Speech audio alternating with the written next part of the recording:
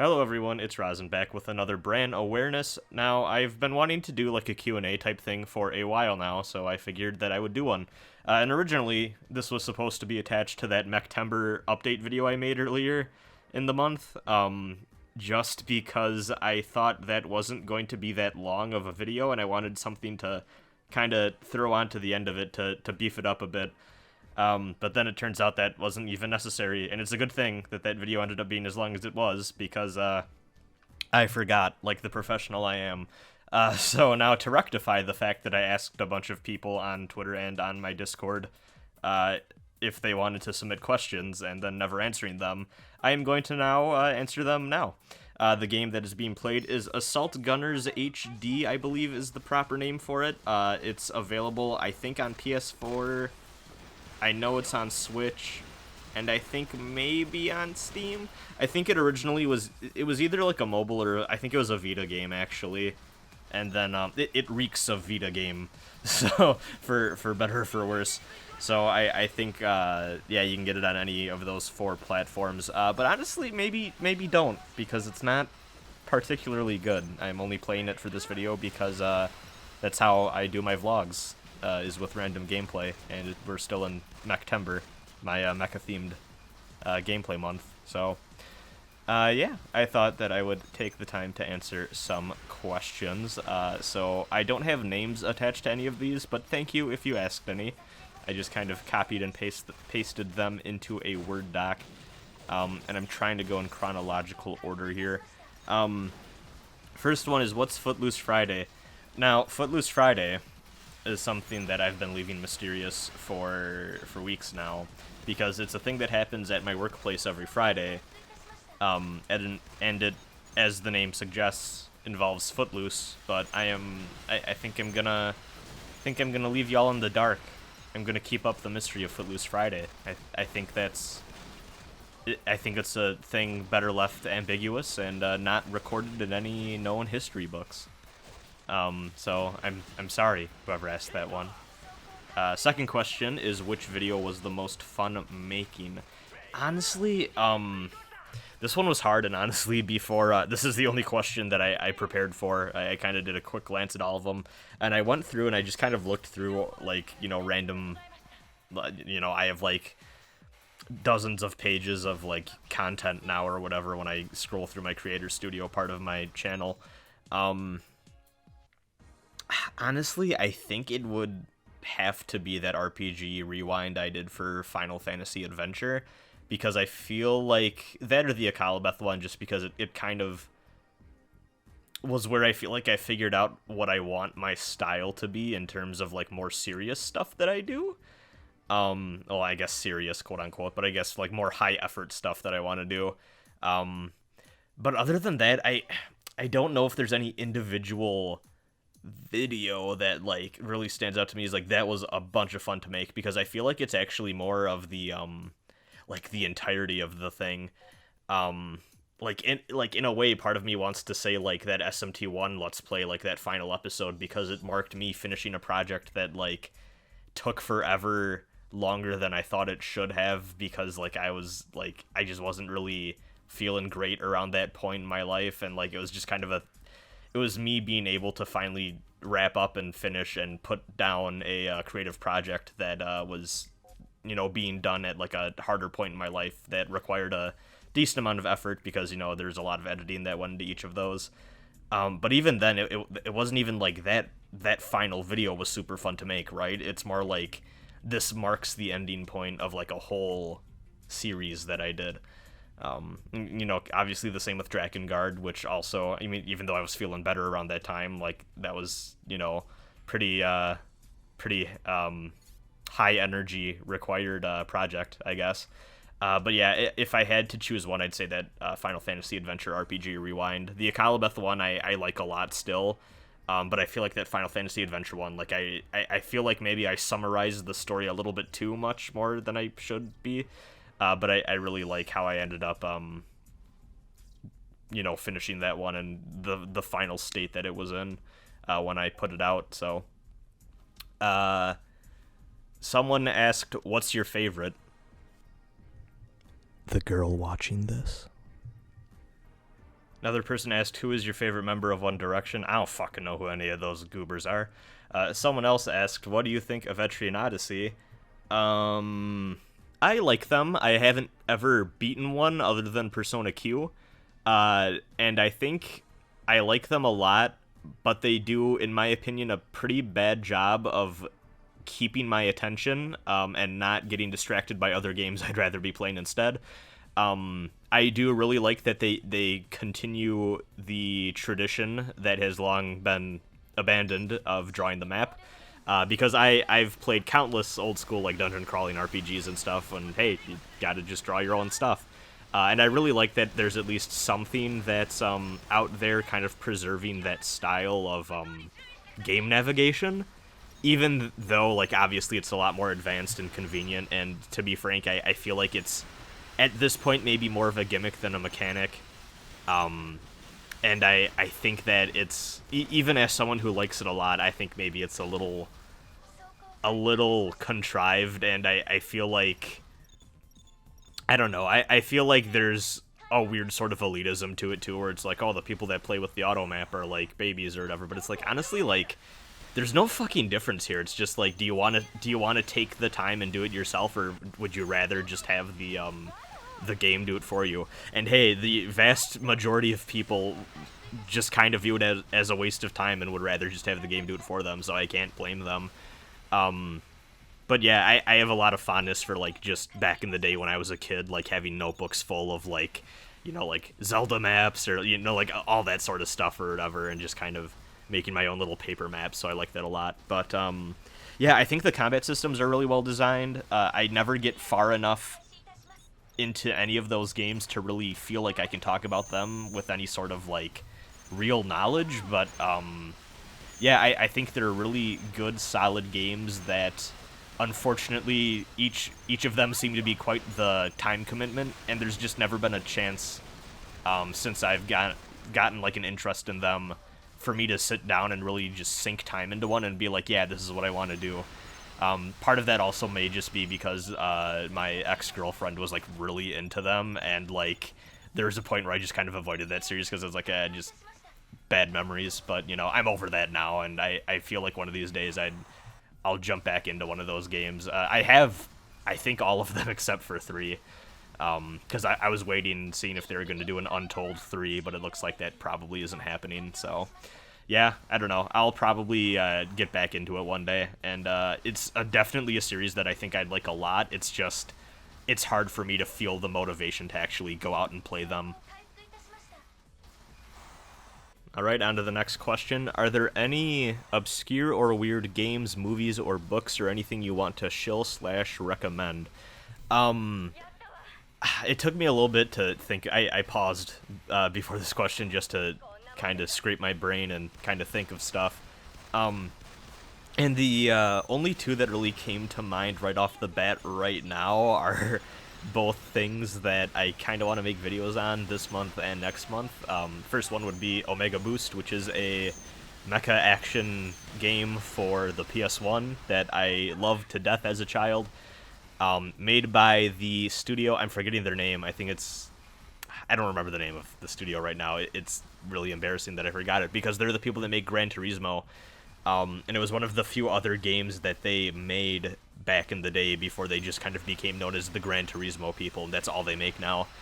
But yeah, it ran on the Gran Turismo engine. They have like a replay system that kind of works like the old PS1 Gran Turismo games. I think is it Polyphony Digital? I don't know. I think it's Polyphony or something like that. I can't remember the name right now. But it's like a really good, like, Panzer Dragoon style, Star Fox 64 style, like, shoot 'em up type 3D action mecha game thing with the most absurd and ridiculous plot ever. It has a really long FMV intro sequence with just the worst actors. It is hilarious. But yeah, I think I'll probably make a review of that in the sometime this month. I've been trying to make a video review of that for like the past year now, but I just kept getting distracted and doing things that are just interest me more. But you know, now or never, because it's Mechtember, right? Other than that, in terms of recommending other weird stuff, this is something that I might do for October because it's fun. there's a game called LSD, the Dream Emulator for PS1, which is like a weird interactive dream. I don't even know what to call it. It's like it's a dream simulator. That's really what it is. It is a very bizarre experimental game where there's not really a narrative. It's literally just a first-person game of you walking around weird landscapes, and it kind of just stops and starts whenever you want it to.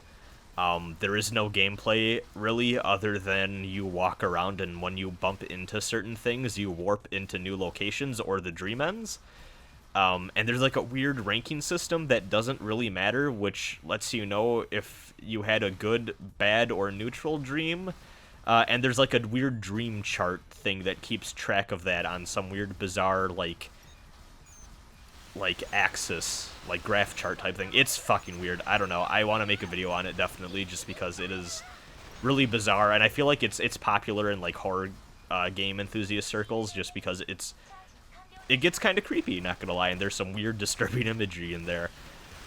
It's Japan only. Actually, if you have a Japanese PSN account and you have the means to get Japanese currency PSN cards, you can actually get it as a PS1 Classic on the Japanese PSN store. But yeah, otherwise you can just easily emulate it.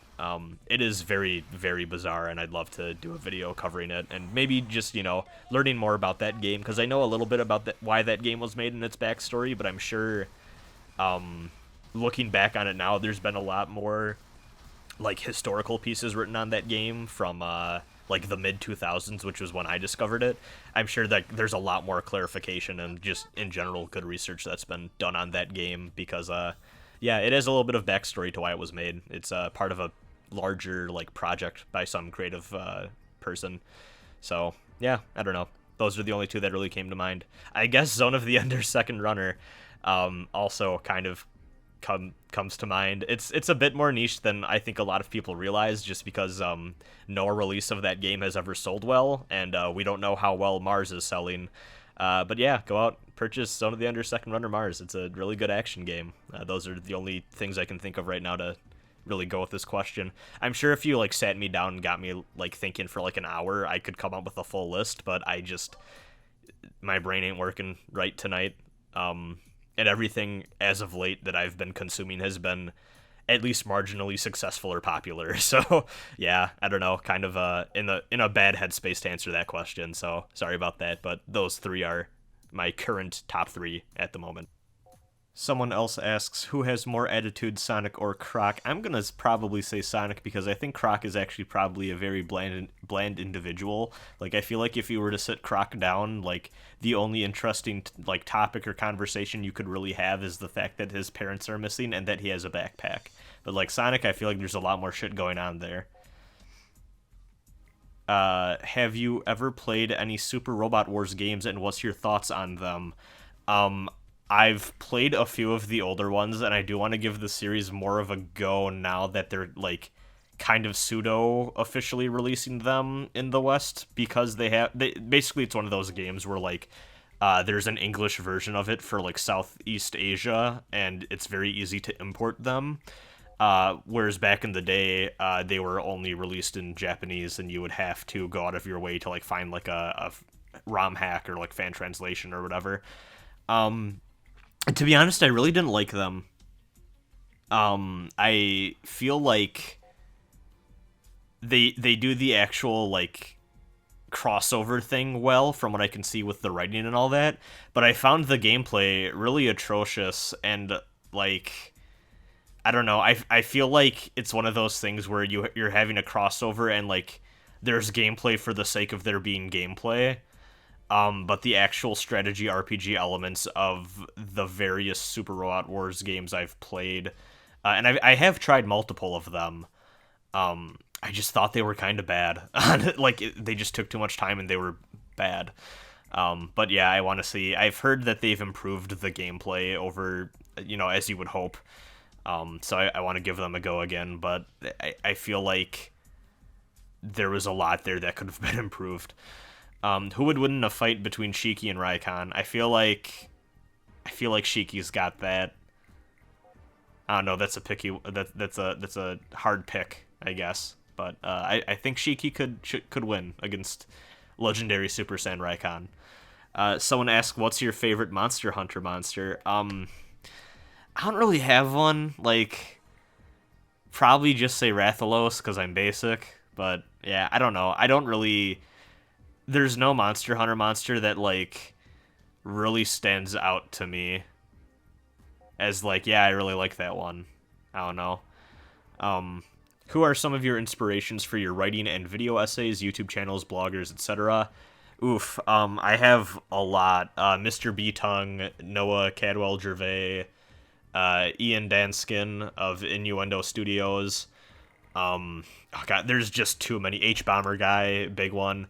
Kind of like everyone in that crowd or like sphere of games critique and writing. Austin Walker, Danielle, pretty much everyone from Waypoint. Austin Walker, Danielle Riendo, Rob Zachney, Patrick Klepek. Pretty much everyone in that YouTube / like journalist sphere I look up to a lot, and I think they do fantastic work. And I really love the direction that they've been taking the game criticism sphere in the past few years. And I want to, I mean, I'm never going to be smart enough and like, I don't think I'll ever be scholarly enough to get to the tier that a lot of those people are, but like, I do want to kind of have content that leans that way or like gestures vaguely towards it and is kind of within that sphere. But also I need to first work on making stuff that's better than what I'm making right now to get there. But yeah, I look up to all of them a lot, but I want to say like probably my main back in the day influence for the more analytical criticism type stuff would actually be the old game trailers. And I'm gonna lose a bunch of y'all with this because y'all are just gonna be too young and not know what the fuck I'm talking about. But the old game trailers retrospectives. Game Trailers was a old online gaming outlet that I believe has long since gone away.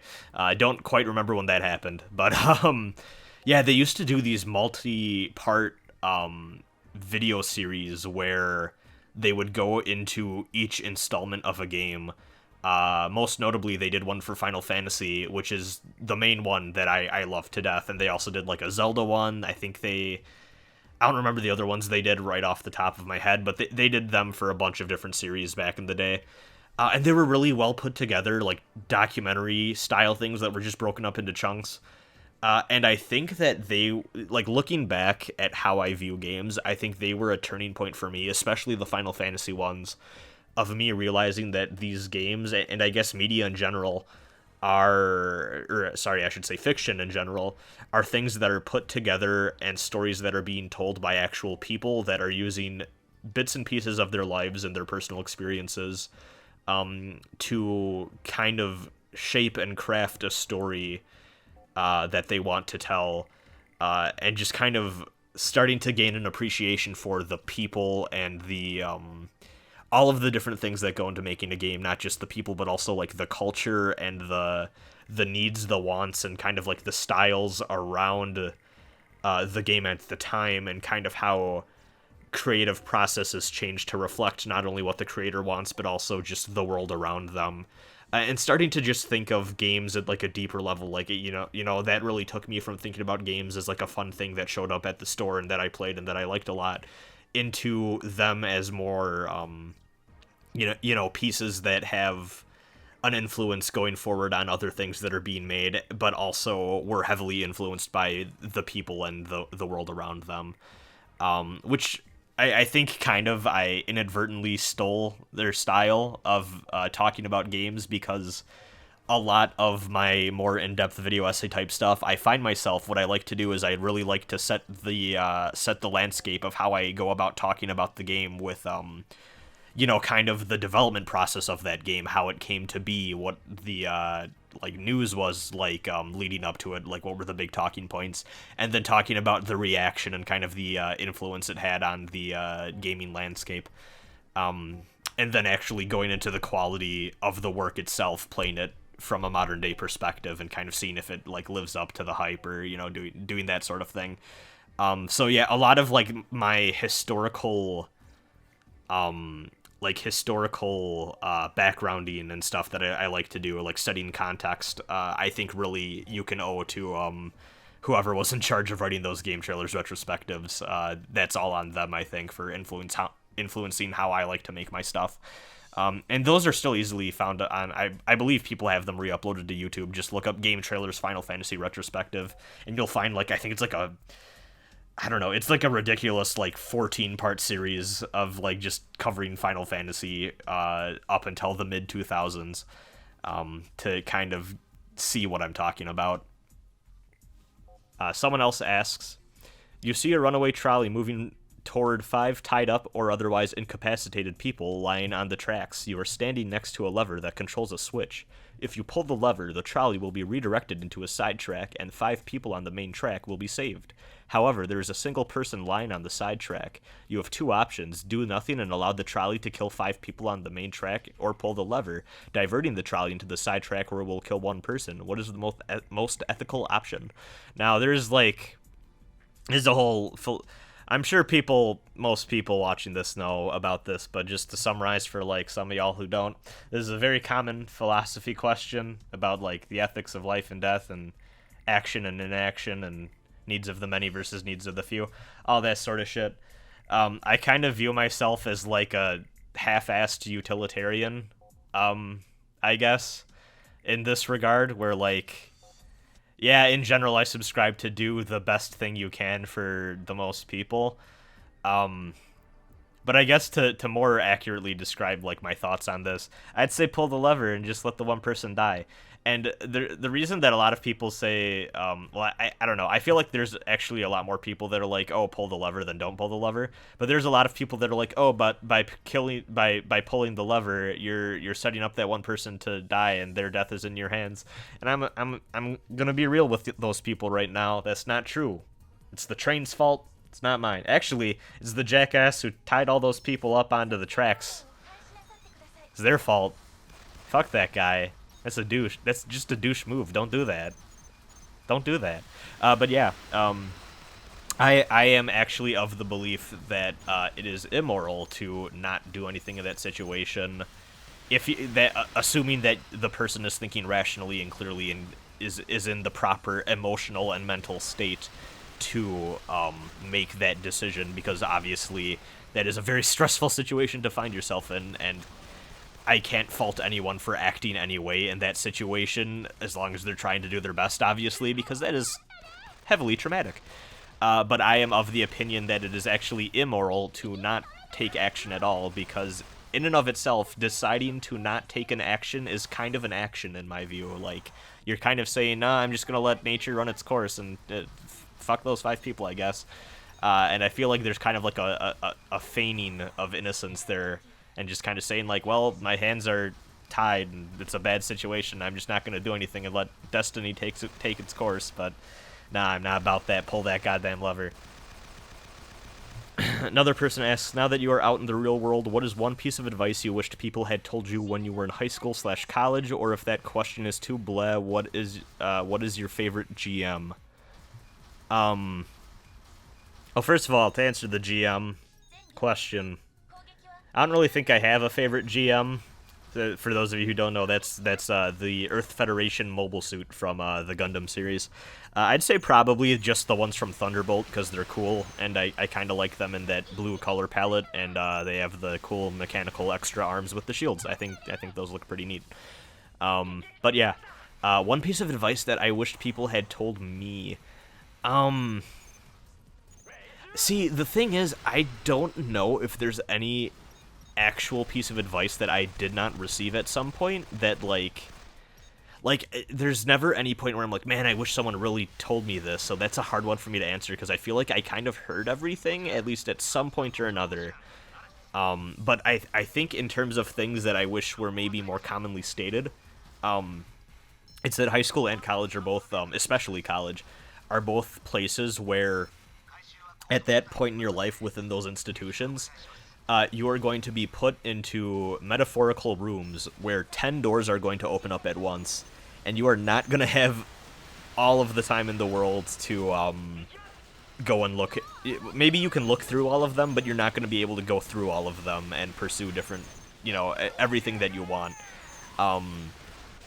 Those, like, high school and college are both places where you really need to start finding yourself, and, like, I say that as if it's a thing that you're, like, actively should be doing, but I also think that there's a lot of validity to say that just by participating and doing the bare minimum in those institutions, you are finding out about yourself quite a bit, actually.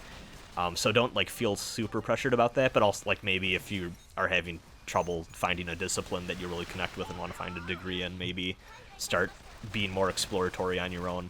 But yeah, just honestly, I wish people would tell me a little bit more, like, hey, don't do everything, don't feel bad that you can't commit to doing other things that you kind of wish you could explore, because it's totally okay to just find the cluster of things that you really like doing, and just seeing if those are the right things for you and getting a foundation. I know that towards the end there, I got a little bit more into the, like, journalistic side of things, but I knew that's not what I was going to be doing with my life, so I was like, yeah, it's kind of neat to have, like, a very passive, like, kind of sort of understanding of the current news editorial media landscape and, like, reporting and all that. But really, I'm more coming from, like, the public relations, social media management, and kind of, like, more advertising, not really even advertising, but just, like, community building, online brand management, that sort of thing, and, like, design and stuff like that. So, I just didn't have the time to get into all of, like, the writing stuff that I thought maybe would be really cool and stuff that I liked, but that just wasn't gonna fit into my schedule. So there's a point where I just kind of decided, like, hey, maybe I'll pick up some cool stuff, but I'm not gonna guilt trip myself about not being able to spend the time, because you got classes, you got work, and some doors are just gonna have to unfortunately close on their own, and you can't do anything about that. You will go mad trying to do everything you want to do if you really are a go-getter and want to go out and do those things. And actually, that is one thing I guess I'll say. I mean, I never really had this personally. I guess I did a little bit, but try to use that time to go out and do things outside of your classes, even if it's just, like, an internship or, like, a club, or, like, find something that, like, you can at least, like, point to on, like, a resume and be like, hey, I was involved and I did this, because that will actually do a lot more than your classes in terms of showing to employers that, like, you're good for doing job stuff. People cared way more about, like, the fact that I was, like, a video production and, like, podcast intern when I was applying for places, more than, like, a lot of the actual, like, classes I took, because they saw that I was already doing the thing that they kind of wanted me to do, and I was getting paid for it. Same thing with, like, the social media management stuff, where it helped a lot that I had actual, like, Facebook posts and Twitter posts and things that I could show to people and be like, hey, yeah, I did this, and here are the analytics for it, and it worked out really well, and I got paid to do this already. Like, that will make you so much more marketable than a lot of your peers and stuff like that who do, because a lot of people honestly do the bare minimum, and, like, they'll just go to the classes and go back home and do nothing else. And yeah, don't do that. Just try your best to do as much as you can within, obviously your comfort zone and all that, but it'll help a lot down the line. It'll help a lot. And also, yeah, don't worry about networking that much. Like, honestly, networking events are kind of bullshit. I stopped going to them. It doesn't matter so much the networking events. Have a good relationship with your professors. Just be a nice person. Try to get familiar enough with your professors that they can, like, vouch for you doing good work. Because that, once again, will help. And honestly, a lot of students do not, utilize their professors and their skill sets and, all of the help that they can provide for you to their full advantage. So, yeah, just keep those in mind, I guess. General pieces of advice for people who are still students. Next question is, what is your favorite video game glitch you encountered? This is one of those things where it's like, I feel like if I sat down, I would have a better answer. But the one that always comes to mind is, like, any of the weird physics stuff from last generation's Rockstar games. Specifically, I think if you look up Swing Set of Doom on YouTube, you'll probably find it. But like Grand Theft Auto 4 had like really wonky collision physics anytime like a swing set was involved. So like if you just drove your car into like random swing sets that were on the map, they would like get stuck and then just like launch 50 feet into the air and then you'd crash and explode, and it was hilarious. And Red Dead Redemption had a bunch of really janky weird shit too, where like your horse carriage could get like stuck a little bit underground and start to like freak out and then just shoot way up into the air. I always found those hilarious. So yeah, I'm gonna go with those, but I feel like there's other ones that I like a lot. And then the final question is someone just asking what is up with the Rosin Report. I do want to bring that back. I know I missed a couple months, but yeah, honestly, part of it was just like, I kind of ran out of ideas for like fake, funny Onion-style news stories. And honestly, to be honest, those jokes weren't even that funny. They kind of fell flat in my opinion. They were like really surface level, like dumb jokes about like current events, and I wasn't super happy with them. I thought they were gimmicky. But yeah, I do want to do the Rosin Report thing, probably without the dumb jokes at the beginning, and just make it more of like a haul / announcements of things I'm looking forward to thing again. So pretty much the same thing, but slightly shorter because it's going to be missing a segment. But yeah, part of it is just like, there was a month in there too where like there was just nothing. Like I tried compiling a list of things I wanted to talk about and there was like nothing, and I was like, oh well, no point in doing it this month. And then I just kind of forgot about it. Well, I didn't really forget about it. I kept wanting to do it, but I just was busy with other things. But I would like to get back to doing that because, you know, I like highlighting things that are cool and things that I like to look forward to. And also I don't want to make like infinite unboxing videos for like shit that I randomly pick up. But there are, you know, I do want to show off some of the cooler things that I purchased as of late, and I think that a lot of people like seeing that stuff, so it's nice having one place to kind of put all that stuff together. But yeah, that's going to be the end of this here Q&A vlog. Hope y'all enjoyed it, and yeah, hope y'all are liking the mecha-based content. Johnson and I are going to record more Zone of the Enders stuff in 45 minutes here, so I'm going to quickly edit this and try to get it up and running. Have a good night, everyone, and stay hydrated.